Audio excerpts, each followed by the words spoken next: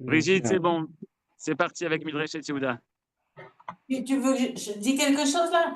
Non, ce que je voulais vous dire d'abord, Shalom à Koulam et Shana Tova, mais on est rentré de vacances, ça y est, on recommence le volontariat, c'est ça que je voulais dire, c'est important, à la fois le mercredi pour la cueillette et pour faire des repas pour les soldats. Vous avez tous les renseignements sur le WhatsApp des cours de la Midreshet Yehuda. Encore un mot, vous savez qu'on a commencé maintenant des cours en appartement, hein, pour changer, pour se retrouver. Et on a un cours dimanche le 3 novembre, donc, chez les Namias. Donc, suivez nos annonces et puis venez parce que c'est sympa et intéressant. Ce sera avec Pierre Lursin. Voilà. Chazakou Baruch. Et c'est l'occasion, Brigitte, pour remercier Midreshet Yehuda, parce que Midreshet Yehuda, sur le nom de Manitou, c'est pas seulement Manitou, c'est une équipe entière de bénévoles. Tout le monde est bénévole là-bas, qui travaille très dur pour que ça se développe. Et je dois dire que Baruch Hashem, je crois que j'enseigne depuis plus de 10 ans dans Midreshet Yehuda, sans parler des cours que j'ai fait il y a 30 ans, à l'époque, 30 ans, oui, 30 ans exactement, quand je suis revenu de Nice. Et, mais je dois dire que ça c'est de ces dernières années grâce à l'énergie et l'initiative de toute votre équipe, de toute notre équipe, on peut dire, mais vous, parce que vous êtes bénévole dedans, non, pour développer tout ça. Il y a vraiment un développement extraordinaire et comme tu viens de signaler, mais il y a tout ce qu'il y a, tout ce qui est fait, entre autres cette magnifique soirée d'Hoshana Rabbah avec le Knef, mais il y a derrière ça, il y a aussi Midreshet Yehuda et tout ce qui est fait toute l'année. Et donc, comme c'est le premier cours, on peut dire, de cette nouvelle année, alors Chazakou Baruch et Bezrat Hashem, qu'Akadosh vous donne de l'énergie, de la force et de l'idéal pour pouvoir diffuser l'enseignement de la Torah Teretz Israël en général, la Torah de Manitou en particulier. Astodar Rabba Brigitte et toute l'équipe qui est derrière tout aussi. Ok, d'accord. Alors après ça, Zéou, on peut commencer. Donc je vais directement ouvrir le... tout d'abord, avant de l'ouvrir, je veux signaler dans la suite de ce que j'ai dit à Brigitte, c'est que, en fin de compte, quand je réfléchissais quel cours faire cette année, le mercredi soir, qui est le cours officiel de Midreshet Yehuda, donc au nom de Manitou, je crois que c'est Brigitte qui m'a dit un jour, mais c'est pas normal parce qu'il y a plein de cours, mais il n'y a pas de cours sur l'enseignement de Manitou. Alors en fait, je vais vous dire, actuellement, il y a une floraison, surtout en ivrite, incroyable de cours de Manitou. C'est-à-dire cette année, c'est pas 2 fois, à mon avis, c'est 10 fois plus que l'année dernière. C'est-à-dire c'est Sefi, c'est le Rav aussi, comment il s'appelle, Yoni, je crois qu'il s'appelle Lavi. Je crois que c'est Rav Yoni Lavi. C'est le petit-fils de Manitou et encore plein d'autres qui ont décidé de diffuser la Torah de Manitou en ivrite. Et bon, bien entendu, tous ceux qui le faisaient déjà avant, comme Chaim Rothenberg et Eliakim Shimshovitz, etc. D'accord? C'est-à-dire, mais il faut savoir qu'en hébreu, c'est quelque chose d'incroyable. Aujourd'hui, quand, par exemple, je demande à mes élèves au Macholev qui arrivent à 20 ans, 25 ans, quand tu connais Manitou, il n'y en a pas un seul qui me dit L'Omakir, je connais pas. C'est-à-dire, tous les gens qui ont été dans une yeshiva Eretz israélite, ils ont entendu parler de Manitou, donc c'est une révolution. Mais seulement eux, ils découvrent. Et nous, en fin de compte, on recouvre parce qu'on connaît déjà.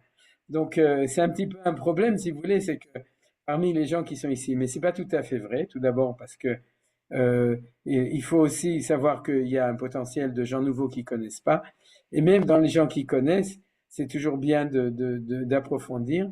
Et c'est pour ça que le sujet du cours de cette année, le syllabus du cours du mercredi, ça va être des thèmes de l'enseignement de Manitou. Alors, le premier thème que on a choisi, que j'ai proposé et qui a été choisi, c'est le thème de la question du mal dans la Torah, et qui est d'après Manitou, c'est-à-dire dans l'enseignement de Manitou. Vous avez très bien compris pourquoi c'est ce sujet qu'on va étudier en premier.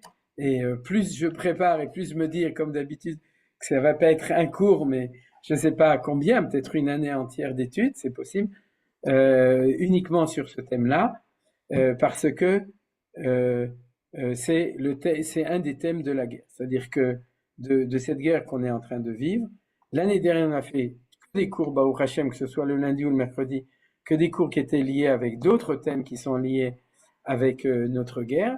Et cette année, on rentre dans un sujet qui, au niveau, on pourrait dire au niveau émouni, en français on pourrait dire théologique, c'est-à-dire que de s'occuper non pas d'autres aspects moraux ou politiques, toujours au niveau Torah, c'est-à-dire au niveau de spirituel, mais au niveau vraiment de Emouni, de rentrer dans les thèmes profonds au niveau Emouni de cette guerre, comme la Shoah et comme le destin du peuple juif depuis 2000 ans, réveille une question qui est la question de la présence du mal dans le monde.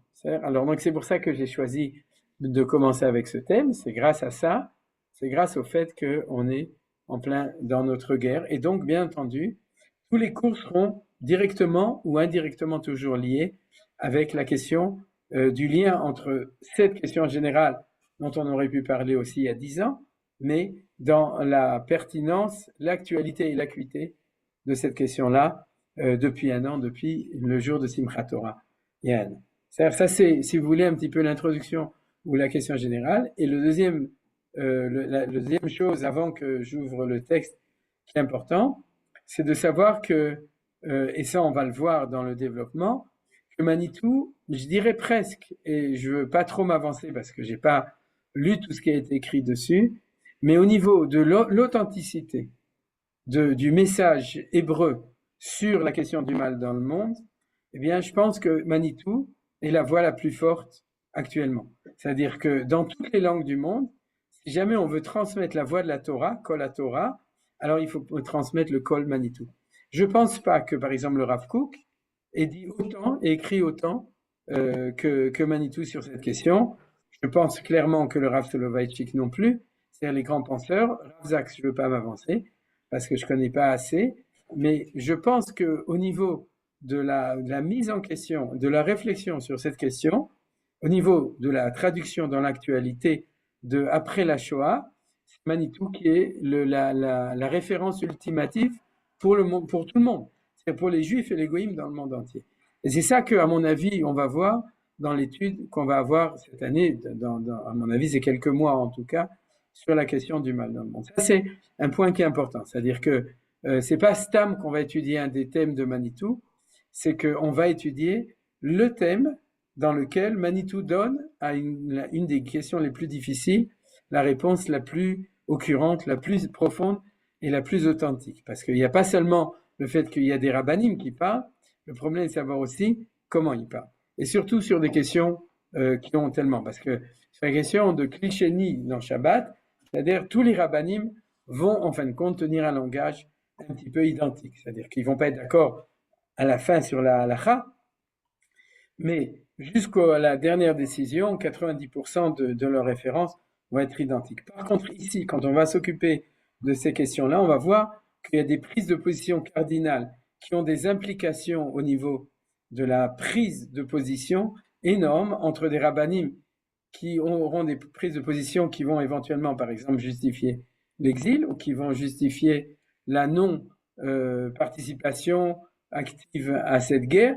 C'est-à-dire tout ça, ça va faire partie, on verra, des prises de position sur cette question fondamentale. Donc, on va voir que c'est une question extrêmement, non seulement profonde au niveau émouni, mais aussi qui a des implications énormes au niveau de notre manière de comprendre comment est-ce que Akadosh Baruch Hu, il dirige son monde. C'est-à-dire tout ça, c'est bien entendu, vous savez très bien que c'est une question cardinale au niveau de la foi. C'est-à-dire qu'il y a beaucoup de gens, et on en parlera aussi, qui ont perdu la foi à cause de la question de la présence du mal dans le monde, par exemple, après la Shoah.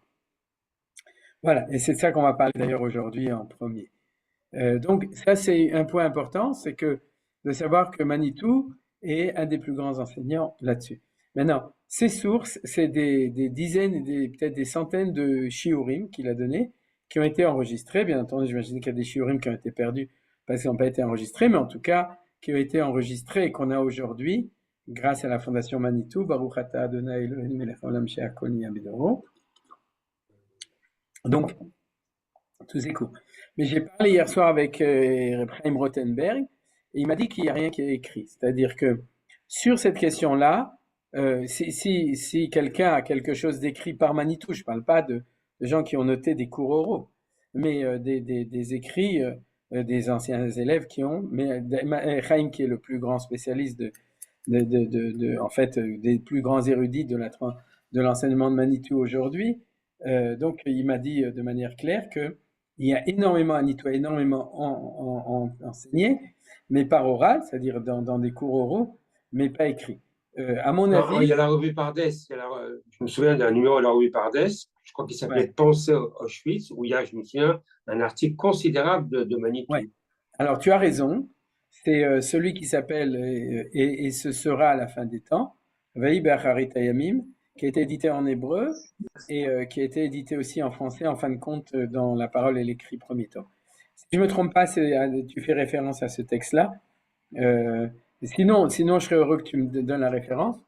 D'accord. Mais en effet, là, je suis d'accord et je ferai référence à ce texte-là, mais c'est un texte qui fait référence non pas au mal de manière plus fondamentale, mais à la Shoah.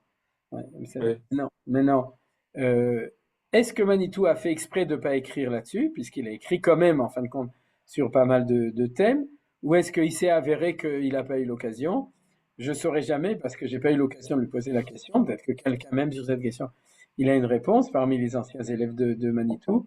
Mais on pourrait supposer, ce serait un drache sur Manitou, c'est-à-dire on pourrait supposer que ça fait partie des questions qui doivent rester Betorah chez Béalpé.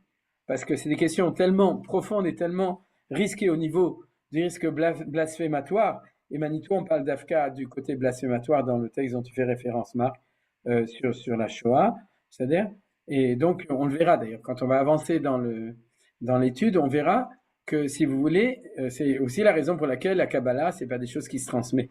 C'est-à-dire, c'est des secrets. La notion du secret, c'est des choses qu'on n'enseigne pas au grand public à cause non pas de la difficulté de compréhension, mais à cause des implications au niveau de ce qu'on risque de bien ou de mal comprendre sur ces sujets-là.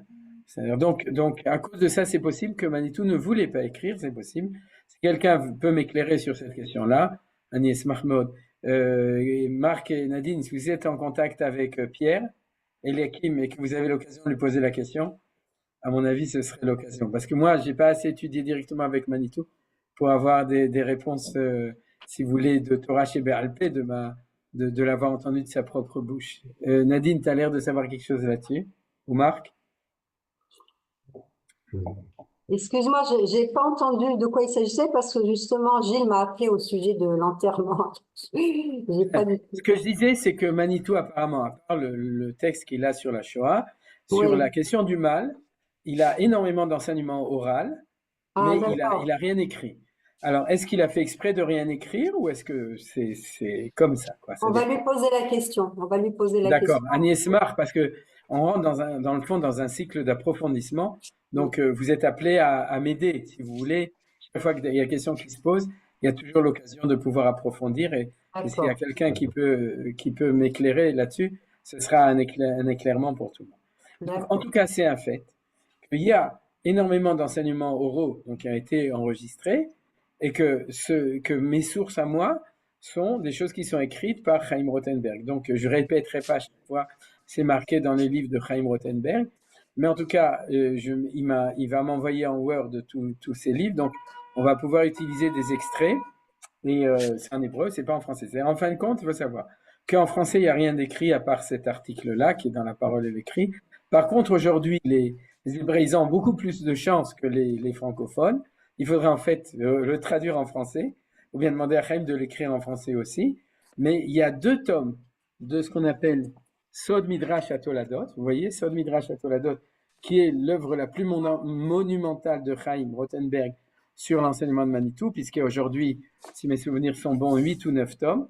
C'est-à-dire, c'est vraiment on pourrait dire, c'est l'œuvre monumentale sur Manitou.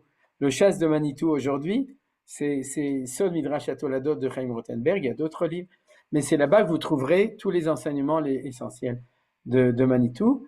Et de manière assez extraordinaire, Chaim a consacré 2 tomes, le tome 3 et le tome 4.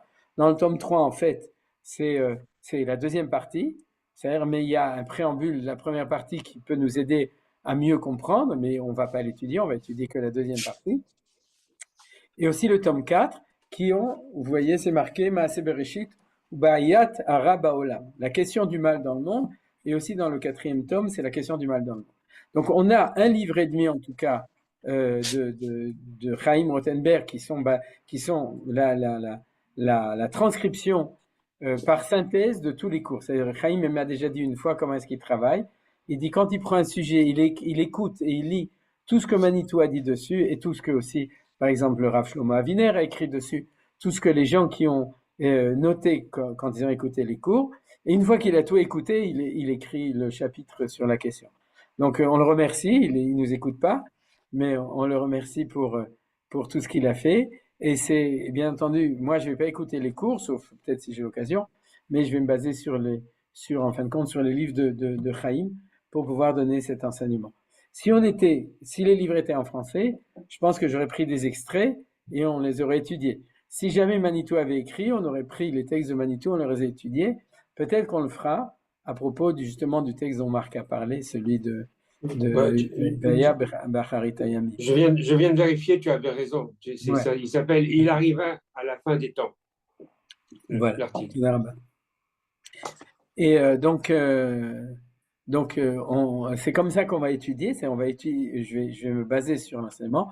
Vous êtes bien entendu, pour ceux qui lisent l'ivrite, vous êtes complètement invités en parallèle à lire et étudier les textes. Ça vous permettra peut-être au contraire d'enrichir les cours par le fait que vous aurez vu les choses aussi là-bas.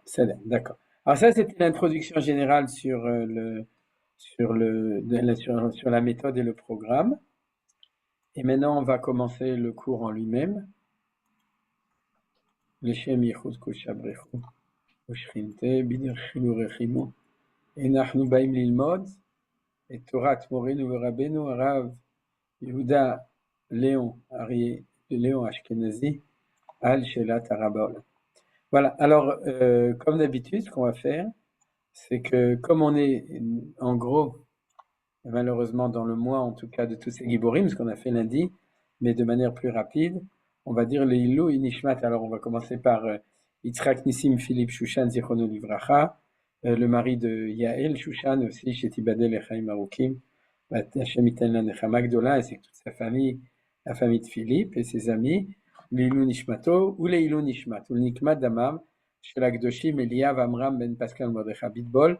Oui, dans notre souffrance et tristesse, Marc et Pascal sont Yoshev Shiva maintenant, donc Vadaï qu'on a Magdishim et Zéléilou Nishmato Venikmadamo de Eliav, Shmuel Ben Yaakov Vekolet Harari, Hillel Eliaou Ben Moshe Vechana Ovadia, Rav Avraham Yosef Ben Louis Verita Goldberg, Betzalel Moshe Ben Avraham Karmi Shenaflaou Beshavuazé, Zecher Tzadikim Livracha Lechaye Olam Haba Hashem Ikom Damam. Et comme j'ai expliqué pourquoi, c'est bien de pouvoir voir leur Tselem Elokim extraordinaire, même si ça nous fait mal au cœur. L'Nitzachon Tzvaenu Tzva Hagana l'Israël, שנזכה להשמיד, להרוג ולאבד ולשבר את כל אויבינו, להתגרש את שונאינו מארץ קודשנו ולשוב לכבוש ולהתנחן בכל חבלי נחלתנו, לשמירה על כל חיילינו מכל צרה וצוקה ומכל פגרה, לרפואת הנפש ורפואת הגוף, לכל הפצועים ולכל נפגעים במלחמה זו, ובתוכם איתמר חיים בן ציפורה, qui est le fils de mon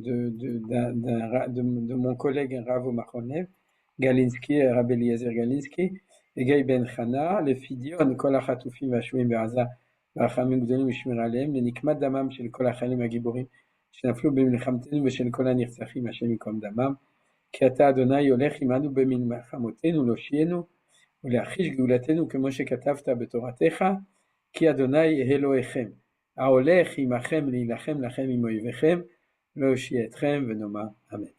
Voilà, maintenant on peut étudier. Manitou, la question du mal dans le monde. Alors, j'ai aujourd'hui, comme souvent dans un texte d'introduction, dans une étude d'introduction, il n'y a pas beaucoup de sources lamdaniotes parce que je voudrais introduire, si vous voulez, les grandes questions de manière intellectuelle, on pourrait dire de manière sikhlite. Donc, il y a moins de sources. J'ai quand même mis des références du livre de Chaim, qui sont des références ou du phrase de Manitou que j'ai retraduit en français, ou aussi d'une phrase de Jacob Gordin, le maître de Manitou, à propos de ça. Mais si vous voulez, on va commencer par le fait que la question telle qu'elle est exprimée de manière populaire et souvent d'ailleurs un petit peu révoltante, c'est le mantra « Et où était Dieu le 7 octobre ?» D'accord? Ça, c'est la question que vous entendrez dans tous les médias. Et d'ailleurs, c'est une reprise de la question « Où était Dieu à Auschwitz ?» C'est exactement la même question, en tout cas. Et c'est, si vous voulez, la manière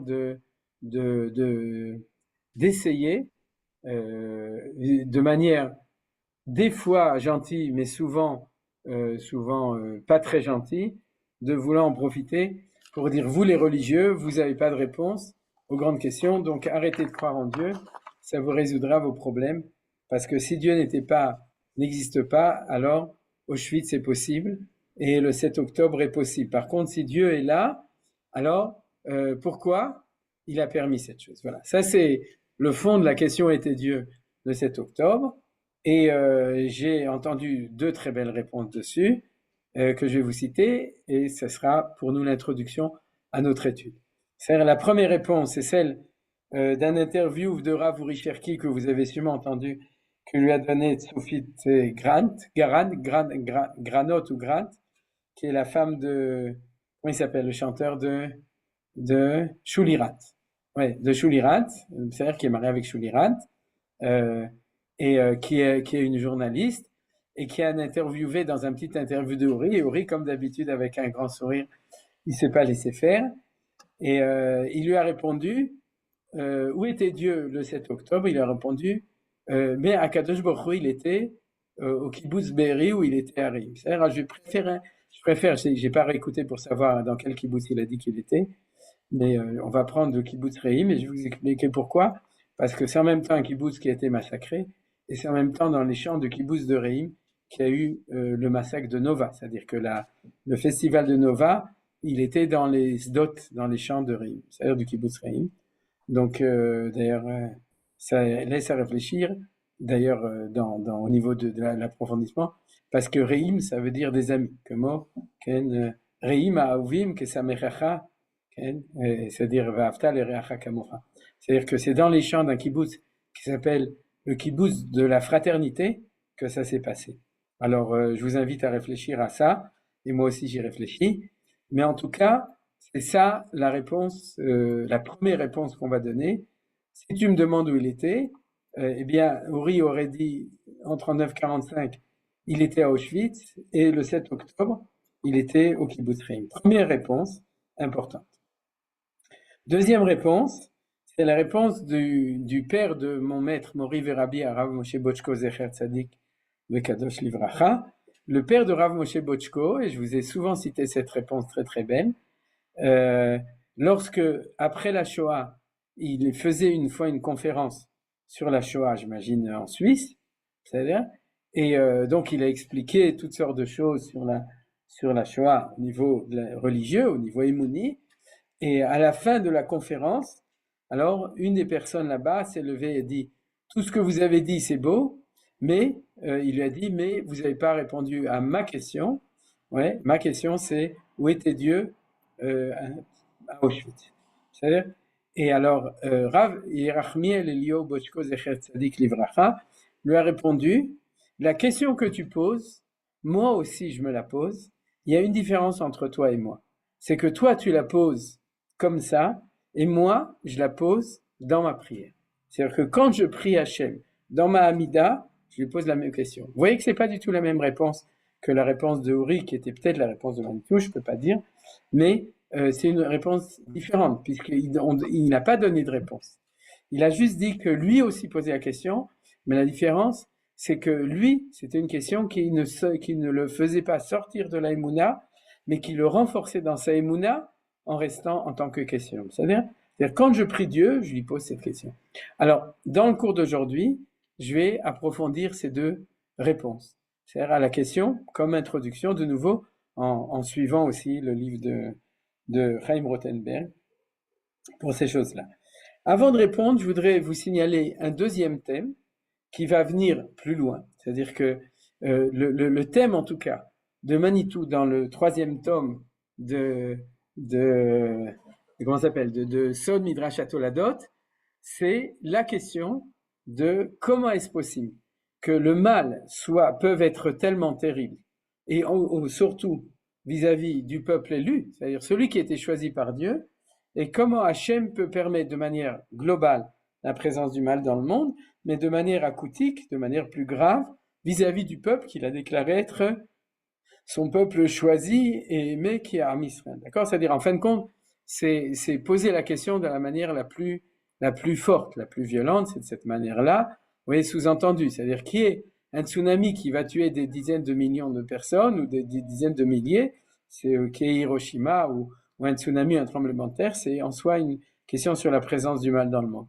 Mais par rapport au peuple juif, c'est une question qui est encore plus grave, parce que, alors, c'est comme, comment est-ce que tu diriges ton monde? C'est-à-dire que c'est de manière générale, c'est pour ça que la réponse de Manitou à propos de la Shoah n'est pas la réponse de Manitou à propos du mal dans le monde de manière générale. C'est-à-dire, si tu lis la question de la présence de Dieu à Auschwitz dans une vision générale du Kal Vachomer, c'est-à-dire Kol Sheken, qu'il ne peut pas permettre ça, s'il ne devrait pas permettre le mal de manière générale, c'est cette question qu'on va étudier. Donc, c'est la question dont parle Manitou. Mais il y a une deuxième question qui va nous concerner de manière très très forte cette année. C'est pas l'origine du mal, mais la fonction du mal dans le monde. Vous comprenez? C'est-à-dire que y a l'origine du mal, c'est ça qu'on va étudier. Pour ça, il faut étudier beaucoup de sources kabbalistiques, de Kabbalah, qu'on va étudier, Bezrat Hashem, c'est-à-dire quand on va suivre l'enseignement de Manitou. C'est une question. C'est comment Dieu a créé et a fait que le mal existe dans le monde. Ça, c'est la question primaire. C'est-à-dire, je ne peux pas m'occuper des questions subsidiaires si je ne m'occupe pas de la cause. Vous comprenez? D'abord, on s'occupe des sources, des shorashim, des causes premières, et ensuite, on va s'occuper, on pourrait dire, le mal dans le passé, le mal dans le présent, et le mal dans le futur. C'est-à-dire, alors, le premier thème, quand on demande où était Dieu à Auschwitz, c'était tout d'abord une question qu'on va étudier de manière la plus fondamentale parce qu'on va retourner aux sources.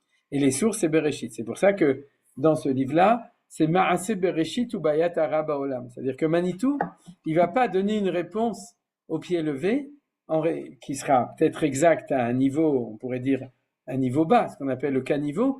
C'est-à-dire qu'au niveau le plus bas, ce que j'ai dit aussi, c'est le niveau de Ramat Gan. C'est-à-dire, mais pour arriver à un niveau supérieur, il faut retourner aux sources toujours.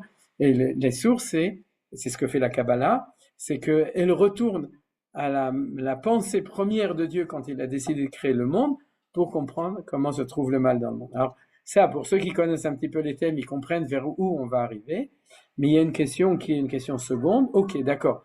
J'ai compris comment Dieu a fait le mal, d'accord? Et qu'est-ce que j'en fais maintenant? C'est-à-dire, une fois que le mal existe dans le monde, qu'est-ce que j'en fais? Et alors là, il y a un deuxième sujet. C'est qu'on a une mitzvah d'effacer le mal dans le monde. Timche et zecher Amalek.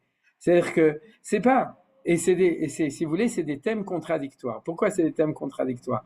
Parce que normalement, le jour où on est convaincu que Dieu, tout ce que fait Dieu Akol Letova, tout est pour le bien, c'est-à-dire que le mal a une fonction dans le monde, c'est-à-dire on aura tendance, après cette première partie de l'étude qui va être vraiment notre première partie, à dire si c'est comme ça, il faut respecter ou préserver ou comprendre en quoi le mal il est pour le bien. Ce que dit Rabbi Akiva, Kol man de'avid rachmana l'eta vavid. C'est-à-dire tout ce qui fait est pour le bien, donc le mal est pour le bien. Vous vous souvenez de l'histoire du renard, qui sortait du Kodesh HaKodashim et de Rabbi Akiva. C'est-à-dire dans cette première lecture comporte un danger. C'est-à-dire le danger de l'acceptation du mal, de la résilience, c'est-à-dire du fait de la reconnaissance du bien qui se trouve. T'as pas compris, Brigitte, ou t'as compris?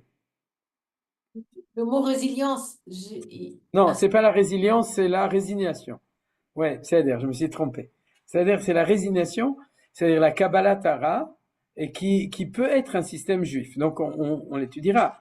Jusqu'où le premier thème de la compréhension du Tov chez Bara, c'est-à-dire de la nécessité du mal, c'est-à-dire va. D'accord? Maintenant, après, on devra s'arrêter, on dira stop, on dira oui, mais si Dieu a créé le mal, c'est qu'il a une fonction, mais une fois qu'on a compris sa fonction, on va demander quelle est notre fonction. Et quelle est notre fonction à nous? C'est d'éliminer le rà. Oave Hashem sinura, shomer nafshot chasida mied reshaim yatzilem. C'est-à-dire ceux qui aiment Dieu haïssent le mal, oui, et leur thème essentiel en deuxième stade, c'est de tout faire pour éradiquer le mal. C'est-à-dire, au niveau du passé, du présent, du futur, je vais prendre une référence d'un verset qu'a dit Bil'am à propos de Amalek, d'accord, du Sal Amalek. Vous savez, qu'est-ce que vous dites quand vous rencontrez un arabe? Salam alek. Et il vous répond, alaikum salam. D'accord? D'accord. Donc, un arabe, un rachat, d'accord? Pas n'importe lequel. Okay? Salam alaikum. Et donc, dans le pasuk de Bil'am, il y a marqué Reshit goïm amalek, ve'acharito adeovet. Reshit ve'acharit, vous savez que c'est des termes essentiels, c'est le début et la fin. Au début du Reshit goïm amalek, c'est-à-dire qu'au niveau de la source, ce qu'on va étudier, il a une justification au niveau des racines historiques et spirituelles. Il y a une justification au niveau du Reshit, c'est-à-dire du Maaseh Bereshit, de Amalek. Mais cette justification ne sera expliquée que le jour où on comprendra que notre rôle, c'est le faire disparaître. Alors, la question sera grande. Si Dieu a créé le mal pour qu'il soit disparu, pourquoi est-ce que il l'a créé? C'est-à-dire, alors ça, on verra dans Manitou, on verra dans le Ramchal. Le Ramchal dans Da'at Vunot, entre autres, explique, et dans tout l'enseignement du Ramchal, Rabbi Moshe Chaim Luzzatto enseigne ces choses de manière très très profonde. Et Bezrat Hashem, on reviendra aussi aux sources, bien entendu, de Manitou, et entre autres les sources du Ramchal, qui s'occupent beaucoup de cette question, de cette contradiction. Oui, de cette contradiction entre la nécessité du mal et l'obligation de le faire disparaître, en fin de compte. C'est-à-dire, acharito adeovet, l'obligation de le faire disparaître. Et quand le mal aura disparu, alors à ce moment-là, l'histoire arrivera à son aboutissement messianique de ce qu'on appelle la Géoula Shlema, la Géoula complète. C'est-à-dire, donc vous voyez qu'il y a une contradiction entre ces deux valeurs. Pourquoi c'est tellement important pour nous? Je vous le signale maintenant. Parce que actuellement, normalement, on ne devrait pas tellement s'occuper de la question de l'origine du mal, parce que ce que font nos soldats, actuellement, ils ne s'occupent pas de l'origine du mal. Ils disent, je ne sais pas d'où il vient, mais ça ne m'intéresse pas. Ce qui est important maintenant, c'est de le faire disparaître. C'est les discours de les Néomim de Binyamin Netanyahou, qui sont actuellement dans cette chose-là, de dire, notre combat n'est pas un combat pour la défense de l'État d'Israël, on ne s'occupe pas de Tzva Hagana l'Israël, on s'occupe de Tzva Hatkafa l'Israël. C'est-à-dire Tzahal, actuellement, a arrêté de devenir Tzva Hagana uniquement l'Israël, c'est un Tzva Hatkafa l'Israël, c'est ce que disait Rav Yehuda, qui appelait ça Tzava Israël.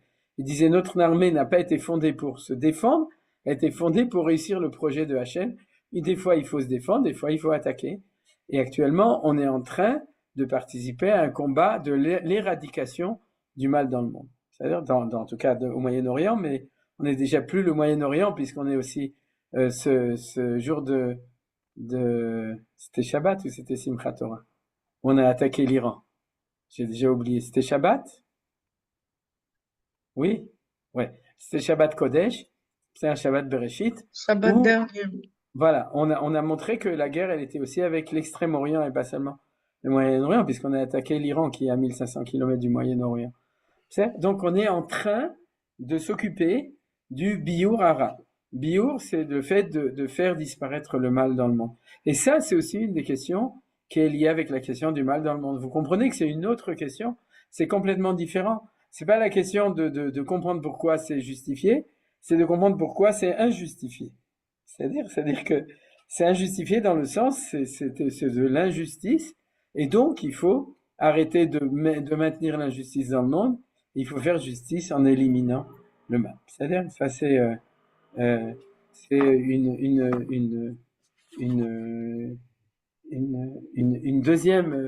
deuxième thème.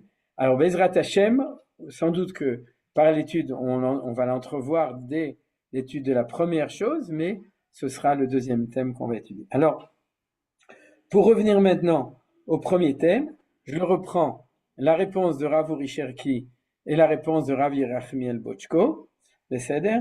Donc, la réponse de Rav Uri Cherki, c'est vraiment l'introduction de ce qu'on va étudier. Dire que Dieu n'était pas à Auschwitz, ou dire que Dieu n'était pas là, le jour de nouveau, maintenant j'arrête de dire le 7 octobre, mais le jour de Simchat Torah, il n'était pas dans le Rotef Haza, ça il n'était pas là, c'est dire une chose comme ça, c'est sous-entendre qu'on n'est pas des vrais monothéistes. C'est à l'extrémité des choses, c'est-à-dire qu'on est des dualistes. Il y a Dieu, il y a le Satan. C'est-à-dire à Auschwitz et dans le Rotef Haza, il y avait le Satan, et puis quand tout va bien, il y a Kadosh Baruch Hu. C'est-à-dire, or, cette chose-là est contraire à notre émouna. Tout ce que je vous dis, c'est du Manitou. Hein, c'est-à-dire que ces choses que vous avez appris ou que vous apprenez maintenant, c'est-à-dire que quand on touche à la question du mal dans le monde, on ne touche pas à la question du mal, on touche à la question de Yichud Hashem, de l'unité de Dieu. Si Dieu est le Dieu du monde de manière absolue, il est là lorsque nous arrive quelque chose de bien, et il est là lorsque nous arrive quelque chose de mal, et il est autant là à ce moment-là qu'à ce moment-là. C'est-à-dire le blasphème, c'est pas de dire que Dieu, que je comprends pas. C'est-à-dire le blasphème, c'est de supposer qu'il n'était pas là. Ça c'est le fond de la réponse de Rav Uri Cherki qui est important. C'est-à-dire non seulement il est là, mais il est là où se trouve, où passe l'histoire et où passe le malheur, parce que c'est là qu'il est. Alors bien entendu, c'est insupportable, parce que la question subsidiaire, c'est si tu étais là, pourquoi tu as permis cette chose-là? Alors ça, bien entendu, c'est une question qu'il va falloir, parce que c'est comme ça qu'on avance. C'est-à-dire tout d'abord il y a un axiome, et ensuite il faut se confronter avec cet axiome. C'est-à-dire, mais c'est l'axiome de base. Dieu, melo kol haolam kevodo. C'est-à-dire, en od. C'est il n'y a leit atar panui mine. Lorsqu'on dit dans la Kabbalah qu'il n'y a pas de lieu qui est panouï, qui est libre, non, qui est vide de la présence de Dieu, on ne parle pas des lieux comme le Beth Amikdash ou du mariage de mon fils ou de ma fille, où je suis très heureux de savoir que Akadosh Baruch Hu est là. Mais on parle des endroits où on ne le voit pas, les endroits où il disparaît complètement. Et c'est là qu'il faut être capable d'affirmer que leit atar panui mine, qu'il n'a pas un lieu, oui, il n'y a pas un moment, il n'y a pas un endroit dans le monde où Akadosh Baruch Hu ne réside pas. Et c'est là que se trouve la réponse à la question de la Emouna. C'est-à-dire la question de la Emouna du Yichud Hashem. Le Yichud Hashem fondamental, c'est que Dieu est là dans le bien, Dieu est là dans le mal. Vous vous souvenez comment est-ce que c'est marqué dans la Gemara de Masechet Brachot, Perek Shvi, le dernier chapitre. Il est marqué Chayav Adam levarech ala ra'a keshem shemevarech ala tov. C'est-à-dire qu'on a une obligation de faire une bracha sur le mal, comme on a une bracha de faire une bracha sur le bien. Sur le bien, atov ametiv, c'est-à-dire il faut chaque fois que, par exemple, sur les bonnes nouvelles de Shabbat, Rav Shmuel il l'a fait, et il faut le faire, je l'ai fait dans mon Bet Knesset, il faut dire Baruch Ata Hashem Elokeinu melech haolam atov ametiv. D'accord? Chaque fois qu'il y a une bonne nouvelle, il faut remercier Hashem, et sur une mauvaise nouvelle, Baruch Dayana Emet, c'est-à-dire, mais il faut aussi être capable d'être modé mevarech ala tova, ala ra'a keshem. Il n'y a pas marqué qu'il faut remercier sur le bien comme on remercie sur le mal. Marqué qu'il faut remercier sur le mal comme on remercie sur le bien, parce que la Gemara sait très bien que c'est normal et c'est facile et c'est évident qu'on va faire une bracha à la tov sur le bien, mais sur le mal, alors on va pas y arriver et on doit être mevarech. Être mevarech, ça veut dire que Dieu est présent dans le mal.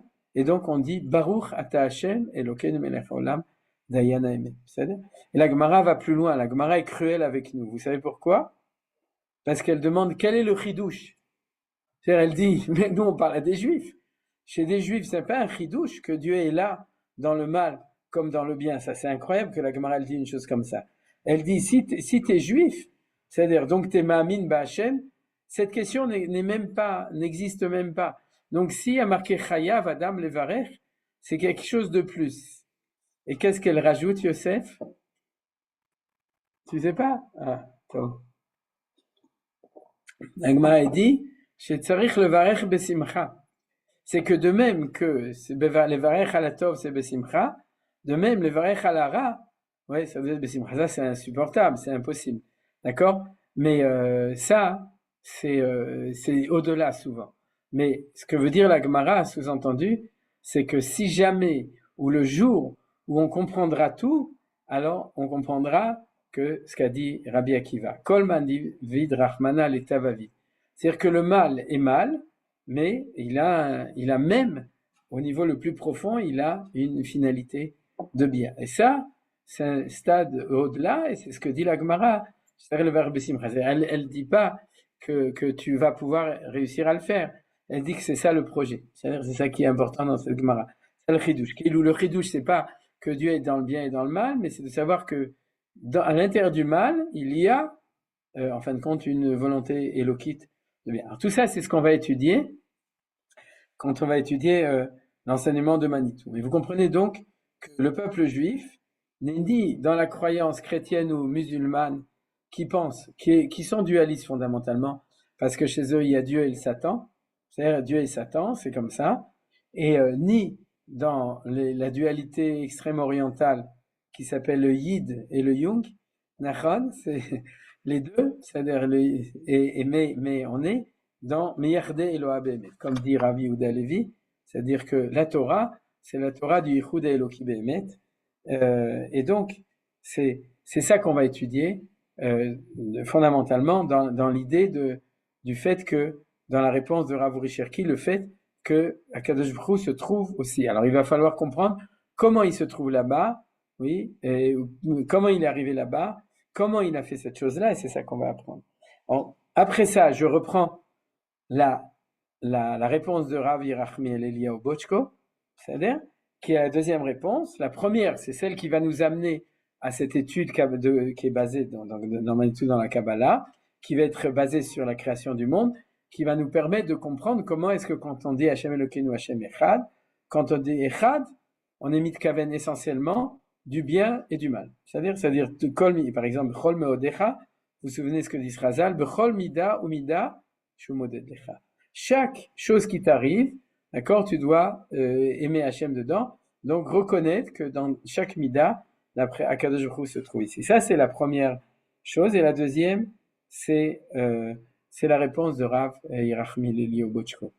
Qu'est-ce qui est sous-entendu dans ce dialogue entre cette personne qui lui a posé cette question et la réponse de Rav Yerachmiel Eliyahu? Alors, le sous-entendu, il était comme ça. Il y en a d'autres, mais je vais vous donner celui qui est, à mon sens, le premier. C'est que quand il lui demandait où était Dieu au moment d'Auschwitz, il sous-entendait la réponse athée. C'est-à-dire la réponse athée, la réponse de ceux qui ont ou bien qui ne sont pas revenus au judaïsme après la Shoah, ou ceux qui sont sortis du judaïsme après la Shoah, c'est-à-dire, malheureusement, et en tout cas, surtout ceux qui ne sont pas religieux et qui exploitent la Shoah pour attaquer les religieux juifs surtout et justifier leur manière d'être, c'est de dire que c'est que en fin de compte, il y a pas de, c'est de dire si jamais tu enlèves Dieu, à ce moment-là, tu as une réponse. D'accord, vous comprenez ce que je veux dire? C'est-à-dire, si Endin Ven Dayan, si tout est le fruit du hasard et de la nécessité, comme disait celui qui faisait un grand monologue, il s'appelait Jacques Monologue, et donc si tout est dû au fruit du hasard, à ce moment-là, tout est possible. Parce que, en fin de compte, ça confirme le fait que l'homme, Yetzer Lev Adam Rami Neurav, l'homme est capable de tout le mal possible, du mal du Hamas, du mal du Hezbollah ou du mal des nazis. C'est-à-dire, est-ce que ça veut dire que l'homme n'est pas capable de bien? Bien entendu que oui. Mais tout est au niveau, si vous voulez, de la liberté de l'homme de faire le bien ou de faire le mal. À ce moment-là, on peut supporter ou envisager Auschwitz ou bien le 7 octobre de nouveau.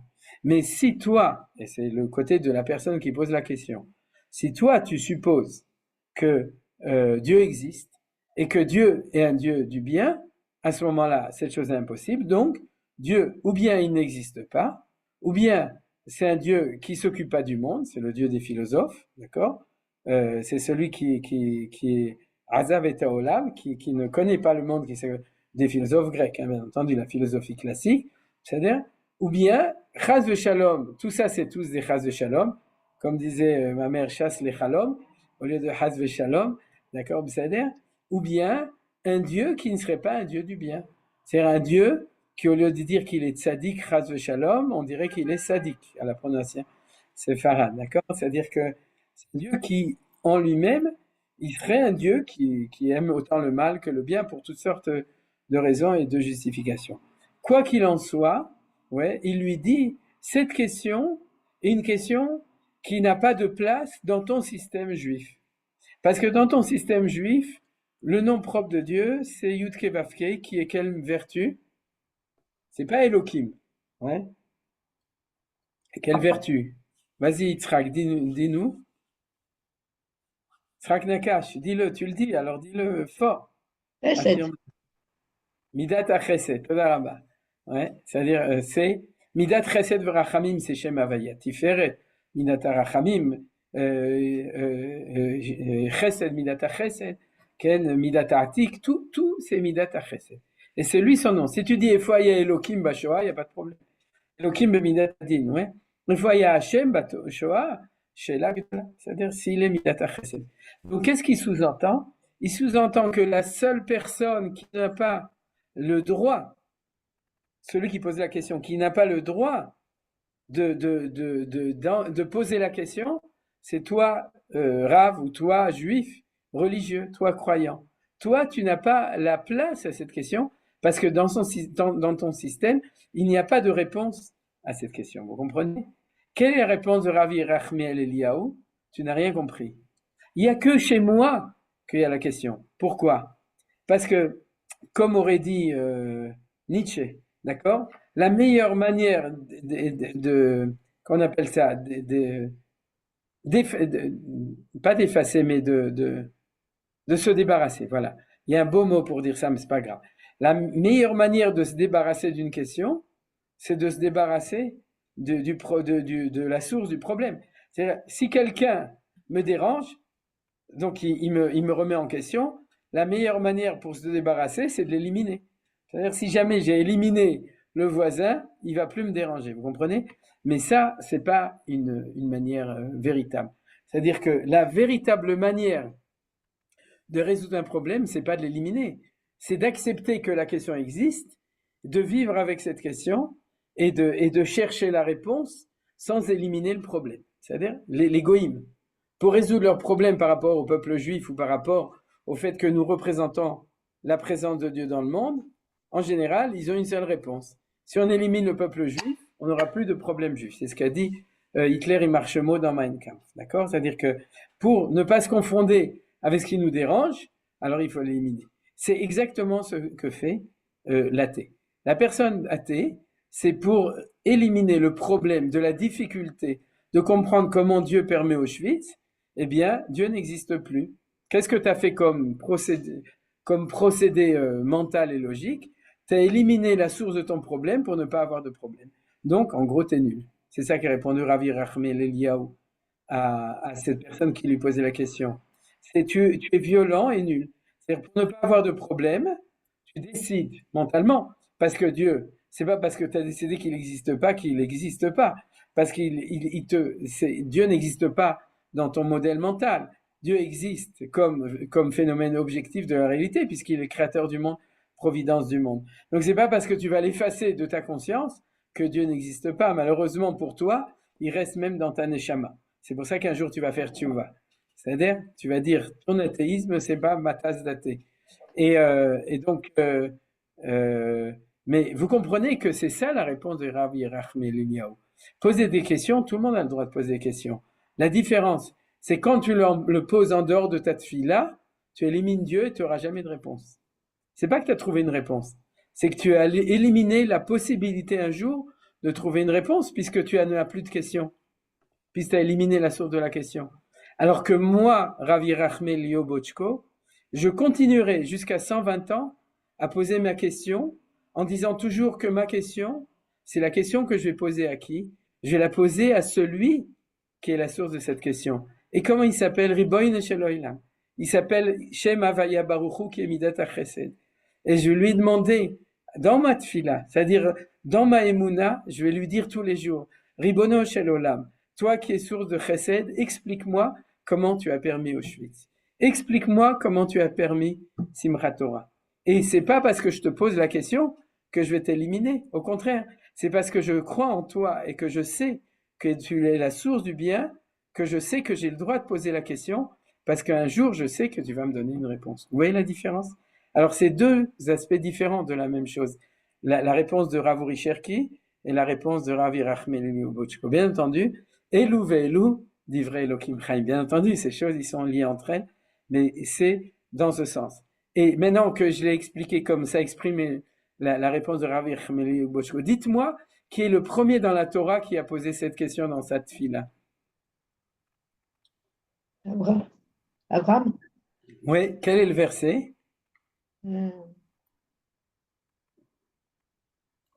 Hashofet kol haaretz lo ya'aseh mishpat. Lorsqu'il discute avec Akadosh Baruch Hu sur Sdom V'Amora, il lui pose cette question-là. C'est-à-dire, il lui dit Hashofet kol haaretz lo ya'aseh mishpat. Si tu es Shofet kol haaretz lo ya'aseh mishpat. Donc c'est pas ce jeune en 1950 qui se croit intelligent qui a inventé la question. C'est-à-dire, c'est marqué dans la Torah. C'est une question qui est mise de Oraïta. C'est pas une question mise de Rabbanan ou mise de Banan, d'accord? C'est une question qui est mise de Oraïta, qui est une question qui est dans la Torah. C'est les prophètes d'Israël qui ont initié.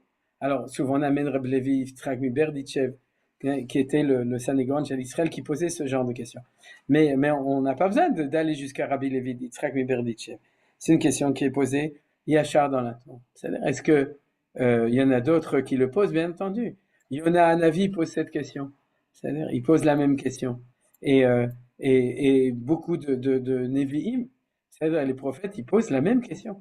Et Moshe Rabbeinu, d'après Chazal, c'est pas marqué Mamash Meforash, mais il pose la même question. Quand il monte sur l'Ar Sinaï la première fois, la première question qu'il a demandé, vous savez, vous vous souvenez? Et c'est bien pour ça que Manitou en parlait souvent. Qu'est-ce qu'il pose? C'est le tzaddik qui râle. Vous savez comment il s'appelle? Tzaddik Veralo. Ouais, c'est le tzaddik qui râle. Et Racha Vetov. C'est la première question.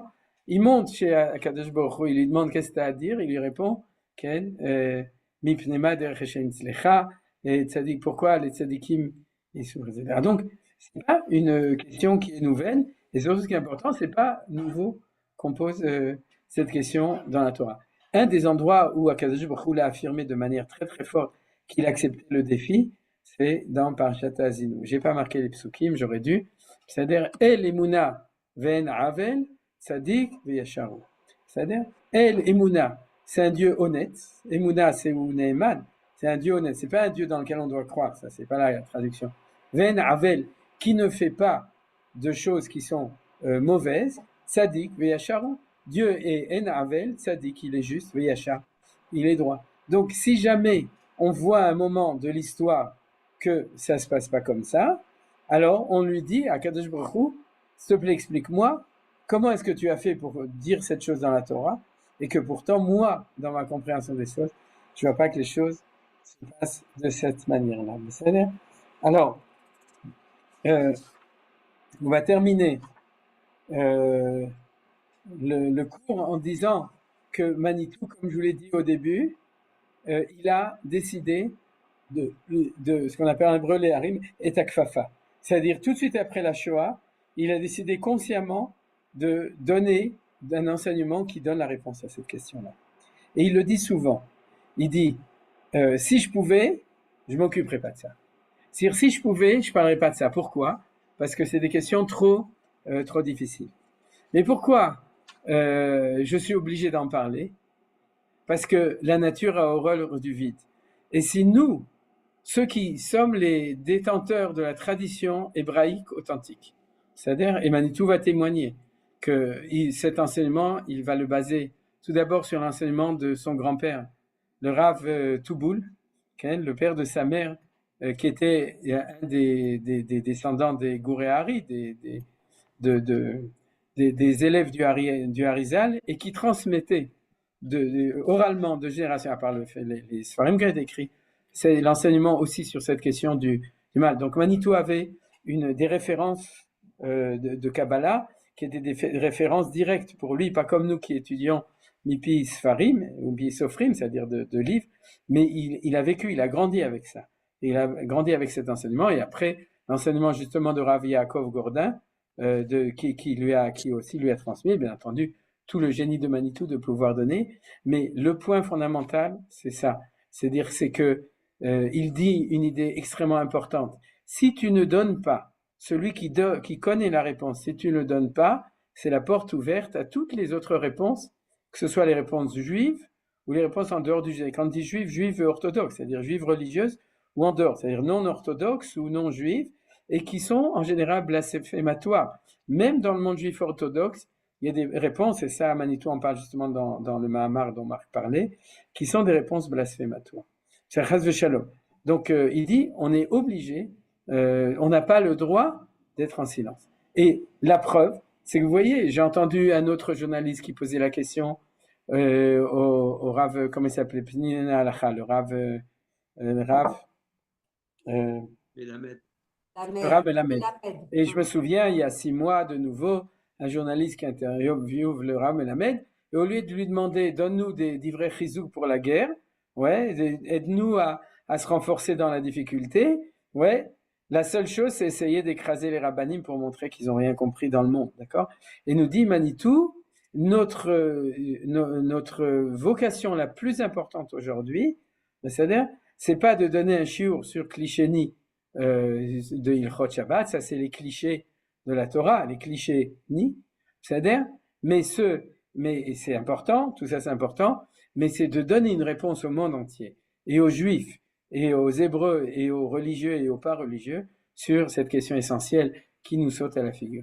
Et Manitou disait, ça c'est le point important, rien de ce qui a été dit avant la Shoah n'est relevanti, n'est pertinent après la Shoah. Et je dirais aujourd'hui, rien de ce qui a été dit avant le jour de Simchat Torah ne peut être aussi relevanti que depuis le 7 octobre. C'est-à-dire depuis le jour de Simchat Torah, on a de nouveau une obligation à reformuler les réponses à ces questions-là en relation avec l'actualité telle qu'elle a été développée. Par exemple, la découverte que c'est pas parce qu'on a fondé l'État juif que les goïms ont arrêté de nous haïr parce qu'on n'est plus en exil, mais on a fondé un État et donc du coup, Herzl disait du coup l'antisémitisme va terminer, c'était le sionisme de Herzl, et le sionisme après Simchat Torah nous montre qu'on a reçu une grosse claque et qu'on a une nouvelle réponse qu'on est obligé de donner à propos de ça. Alors, je vais, pour terminer, vous citer la citation que Manitou citait de Rav Yaakov Gordin. J'essaie de chercher de voir si je le trouvais dans le livre de Rav Gordin, je ne l'ai pas trouvé. Mais il disait comme ça. Lorsque dans le monde moderne, quelqu'un affirme qu'il est athée, ce qu'il veut dire en vérité, c'est qu'il ne croit pas dans un Dieu qui permet la présence du mal dans le monde. Vous voyez, c'est une phrase qui est très très forte. Elle veut dire quoi? Ça veut dire, si tu veux résoudre le problème de la kfira dans le monde, et on parle du monde occidental, de tous nos juifs et de tous nos goïms qui affirment qu'ils ne croient pas en Dieu, et malheureusement il y en a beaucoup, c'est-à-dire, surtout en Israël il y en a beaucoup, en dehors du monde il y en a beaucoup, c'est-à-dire, il dit, c'est pas en leur mettant les tefilines que tu vas résoudre le problème, tu vas faire tchouva à beaucoup de gens, et en faisant des séminaires, etc., tout ça, tu vas faire tchouva à beaucoup de gens. Mais quand on parle de la source du problème, et ça c'est le chidouche de Manitou qui est le chidouche de Rav Yaakov Gordin, c'est que la source du problème, c'est qu'ils ont une vraie question. La vraie question, c'est la question du mal après Auschwitz. Et aujourd'hui, on va avoir la question du mal après le jour de Simchat Torah. C'est-à-dire qu'il va arriver aussi. Au Hachem, on est en train de rendre compte qu'au contraire, ça amène tchouva, et vous savez pourquoi? Parce qu'on est dans la deuxième paracha, celle du fait qu'on se venge du mal. On ne subit pas le mal comme ce qui est arrivé au moment de la Shoah, mais on est en train de dire on est en train de faire justice du mal, et c'est pour ça que, existentiellement parlant, on n'est plus dans si vous voulez, de l'abandon de la Emouna à cause du mal, mais dans le renforcement de la Emouna grâce à la vengeance contre le mal.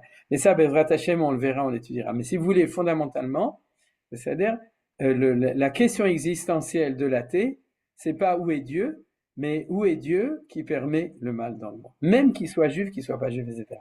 Donc, vous comprenez pourquoi, pour Manitou, c'est un pikuach nefesh de l'étude de la Torah, d'étudier, de faire le limoud qu'on est en train de faire aujourd'hui. C'est-à-dire que c'est plus important que n'importe quel sujet d'après ce que dit Manitou au nom de Rav Jacob Gourdin, bien entendu, qui disait ça, non pas en dehors de tout contexte historique, mais qui disait ça au lendemain de la Shoah. C'est-à-dire c'était ça dont Manitou a décidé de s'occuper quand il a fondé Orsay, c'est de ça dont Manitou a décidé de s'occuper quand il a continué à donner son enseignement. Autour de tous les enseignements qu'il nous faisait, il savait que la question cardinale de laquelle on doit s'occuper, c'est la question dont on parle aujourd'hui. Zéou.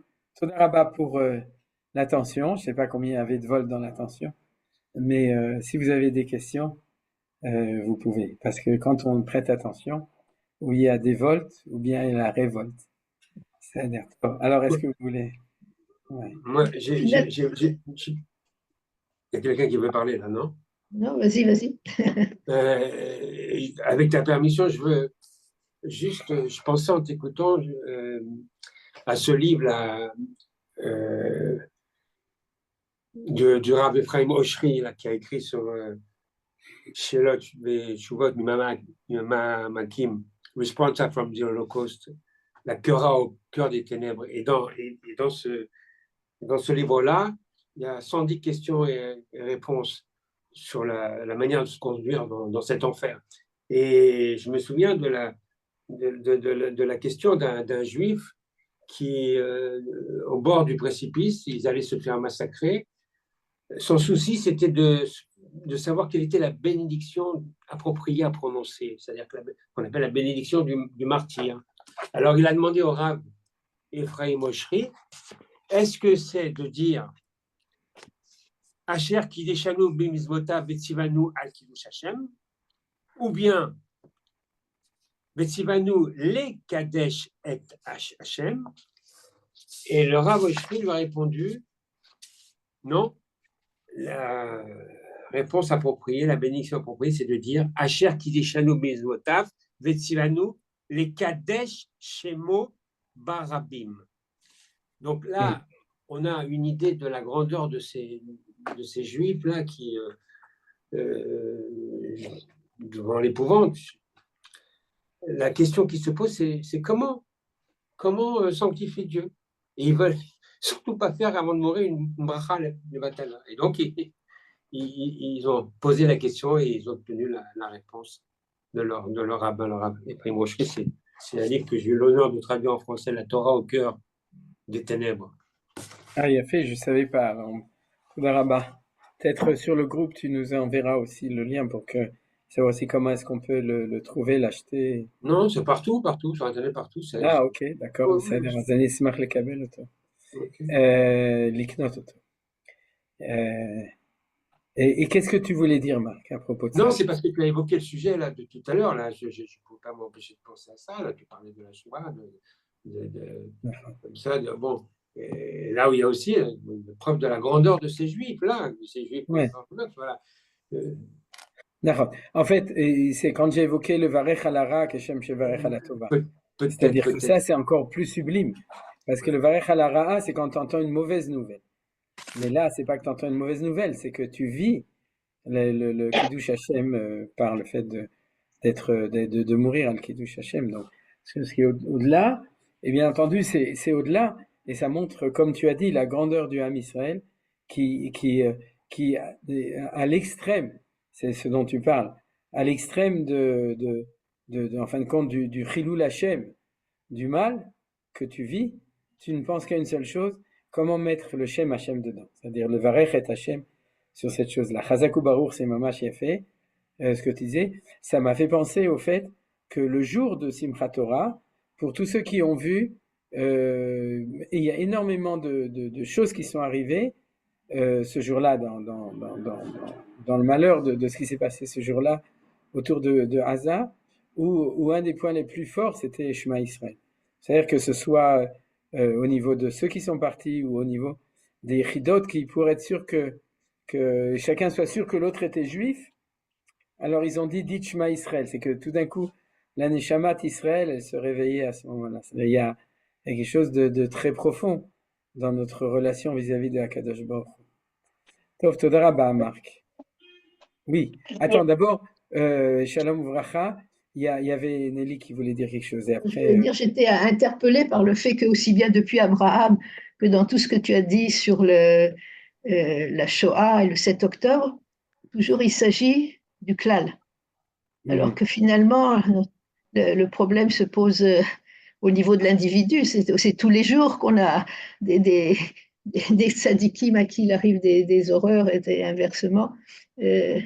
Donc c'est intéressant que finalement, tous les exemples, c'est toujours quelque chose qui se passe au niveau du klal.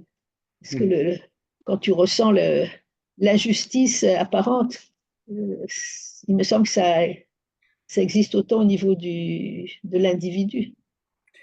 tout à fait d'accord. Je suis tout à fait d'accord avec toi. C'est que, comme j'ai dit, en fait, si tu veux, il y a une hitpashtout. Le paroxysme, c'est quand ça touche le peuple juif au niveau du clan. C'est-à-dire, autant révoltant, mais à un niveau plus bas, c'est quand ça touche un juif au niveau du prat qui est un tzaddik veralo, c'est-à-dire, mais un Israël, un tzaddik, goy tzaddik shomer emunim, d'accord? C'est autant révoltant, mais à la limite, c'est moins difficile, puisque ça touche pas le klal, ça touche le prat, et ensuite, on va descendre dans toutes les apparitions du mal dans le monde, de manière générale. C'est-à-dire, mais c'est vu du côté de Am Israël, j'ai parlé de ça parce que c'est là où la question est la plus difficile. Mais je suis tout à fait d'accord avec toi. Par exemple, comme tu dis, je pense que tu sous-entendais ça, actuellement au niveau du klal, on n'est plus dans le temps ni de la Shoah, ni de Yom Simchat Torah, on est dans le temps d'une victoire, mais au niveau du prat, tout ce qu'on vit tous les jours avec ces tzadikim extraordinaires qui, eux, sont choisis par Dieu dans une lecture religieuse pour faire Moser et Chayem, Al-Kiddush Hashem. Et pourquoi eux? D'accord? Pourquoi quelqu'un qui a un tellement grand tzaddik, qui a 8 enfants, qui a 6 enfants, qui a 10 enfants et on n'arrive pas à comprendre, d'accord? On a l'impression que Hashem, il fait sa sélection et il voit d'ailleurs, il y a des textes comme ça, j'en avais déjà parlé, il trouve des tzadikim et puis il dit, ah, lui, c'est le plus grand tzaddik dont je choisis, mais c'est quand même pas normal, ce genre de choses. C'est-à-dire, Asher Ya'aseh otam ha'adam v'chai b'hem, c'est la Torah, ki em chaynu v'orech yamenu, ki en le man v'arach ta'yamim, etc. La Torah nous promet que du bien, et là, tant qu'on n'aura pas répondu, on est dans un absurde. C'est l'absurde qui est le questionnement de l'athée, et le premier qu'il a dit, c'était Caïn, leit din velet dayan. C'est-à-dire que pour expliquer le mal dans le monde, sans se confronter avec la véritable question, c'est-à-dire il n'y a pas de justice, il n'y a pas de juge. C'est-à-dire ça, c'est la kfira fondamentale. Top, ok. Et je suis tout à fait d'accord avec toi. Il n'y a pas de... Sauf que ma marchava, c'est pas d'éliminer cette pensée que tu avais, c'est uniquement de toucher dans le questionnement au questionnement qui a son paroxysme, et ce sera toujours celui du clan. Zéou, Tov. Bonsoir, Rav. Attends, il y avait quelqu'un avant toi. Ouais, oui, bonjour. Bonjour à tous. Ça me fait plaisir de revenir. J'espère que je pourrai rester les mercredis. Si Dieu veut, ouais. Et à la question où était Dieu dans les malheurs d'Israël, dans la Haftara de Nachamu, s'il y a écrit 2 fois Nachamu, אומרים, יש מדרש שאומר שהקדוש ברוך הוא מבקש מהנביאים לרחם על עמו ישראל וגם לרחם על הקדוש ברוך הוא עצמו, כי הוא לא יכול עצמו לרחם על מה שקרה בתשעה באב, הוא צריך שמישהו אחר יביא את הנחמה הזאת, וזה אומר שהוא היה ביחד עם עם ישראל בתשעה באב, וזה אומר שהוא היה ביחד עם עם ישראל בשואה, בשביעי לאוקטובר ובכל התקופה הזאת. Non? Si, bien entendu. Comme tu l'as dit en hébreu, il faut le dire en français. C'est que... Oui, mais c'est pas grave, c'est bon. Ça prouve que tu n'es pas au la Hadasha. Désolé. Disons que dans notre corrélation avec Dieu, on va se demander pourquoi il permet ça. Mais comme il sait que c'est un problème, c'est-à-dire que c'est tellement dur pour lui, qu'il va même nous demander à nous, c'est non seulement de le bénir, mais aussi de le consoler pour ça. C'est ça que tu as dit. Une des sources intéressantes dessus, c'est quand Rabbi Ishmael ben Elisha, Kohen Gadol, est rentré dans Kodesh HaKodashim juste avant la destruction du temple. Et il a demandé, quand il est rentré, de bénir Hachem. Et on a vu que Hachem, il a répondu merci beaucoup. Donc c'est un des exemples de ce que tu as dit, Ken Berosho. C'est-à-dire que dans cette relation, c'est dur pour nous, c'est dur pour lui, donc nous on a besoin de l'aider, il a besoin de nous aider. Bon, tout ça, ça sous-entend une lecture approfondie, et c'est ce qu'on va faire, Bezrat Hashem. Toda Rabba. Ensuite, il y a Moshe. Oui, bonsoir Rav, merci pour ce cours. Alors, d'un côté, nous savons que Akadosh Baruch Hu a créé le mal. D'un autre côté, il faut absolument éradiquer le mal. Alors, est-ce que ce ne serait pas notre travail, les taken à Olam Malchut Shaddai, comme on le lit à la fin de la prière, quoi? Oui, mais c'est complexe, parce que si tu vois un juif qui fait pas bien les choses, tu vas pas l'éradiquer. Qu'est-ce que tu vas lui faire? Qu'est-ce que tu vas faire? Tu vas lui faire tchouva. Comme a dit la femme de Rabbi Meir, Itamu hataim inares ushem odenam. C'est-à-dire quand tu vois le mal, tu dois demander que le mal parte pour que la personne mauvaise devienne bonne, qu'elle fasse ses tchouva. Donc c'est complexe les choses. Il y a des fois où tu vas vouloir tuer le mal, et des fois où tu vas vouloir essayer de transformer le mal. Je vais vous dire très profondément, la gauche israélienne, d'accord, les pacifiques, dans leur idéologie pacifique, je parle de la gauche Shalom Arshav, c'est des idéalistes du Tikkun Olam. C'est-à-dire qu'ils croient profondément que tout mal peut être, on peut leur faire tchouva. C'est-à-dire on peut transformer le mal en bien. Et donc, il faudra savoir où fixer la frontière entre le moment où tu dois avoir le Harich Hanpin, c'est-à-dire la patience pour attendre que le mauvais devienne bon, et le moment, comme on est en train de faire maintenant, où on fait tchouva de cette position tordue, oui, d'espoir de Shalom Arshav, et de comprendre que le mal, il faut le faire disparaître. Mais c'est ça la complexité des choses. C'est-à-dire une fois comme ça, une fois comme ça. Si ton gosse il se conduit pas bien, tu sais très bien ce qu'il faut faire. C'est-à-dire, il faut pas l'éradiquer. C'est-à-dire, Chas de Shalom. Oui, Brigitte. Nous croyons que l'histoire a un sens, et dans un sens positif, que finalement l'histoire va vers un mieux.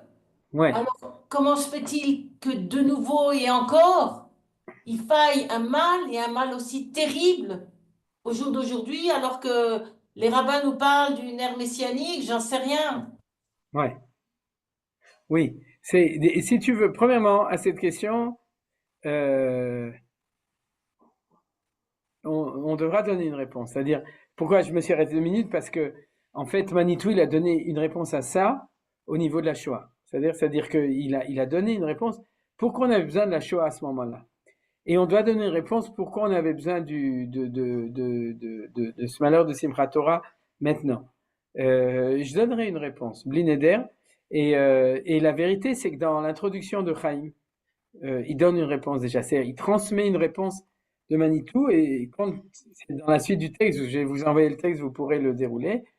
Je crois que j'ai marqué, sinon je suis marqué dans mon cours, que Manitou, il a donné une réponse prophétique. C'est-à-dire que il est mort depuis... c'est son Yartza.